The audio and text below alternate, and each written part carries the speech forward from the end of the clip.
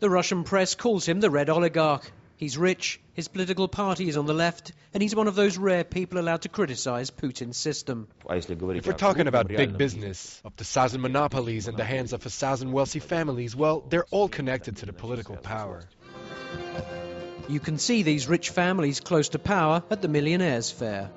It's one of the most fashionable events of Moscow's winter season, and for a few €100,000 you can buy a canvas from this St. Petersburg artist.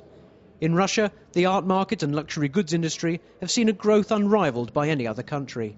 So everything is new money, so they are more open-minded.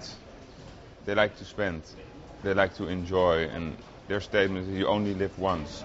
In the business world, Vladimir Putin's name is synonymous with economic euphoria and stability.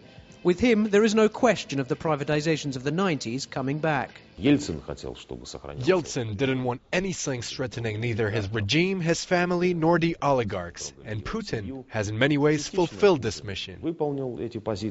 Just a few oligarchs refused to pledge allegiance to the new master in the Kremlin. Some took the path of exile, but Mikhail Khodorkovsky chose to stand up to Putin. The others have adapted to a new system, whose basics in the end are pretty much the same. Corruption is one of these constants. Each year the amount diverted from the Russian budget comes to billions of euros.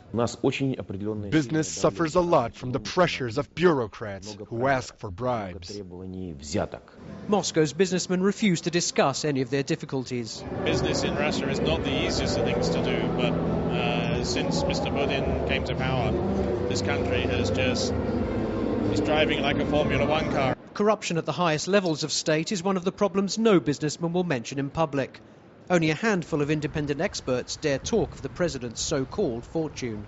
Vladimir Putin is very anxious about his business prospects and his money security in Switzerland and Liechtenstein, and he will do his best to protect his money while he's in power and to create the infrastructure of the money protection after he is out of power. The head of his political party, Guennadi Semigin, concentrates his criticisms on the gap between rich and poor, which Putin has not been able to narrow. But according to the most recent polls, he has little chance of being elected a deputy.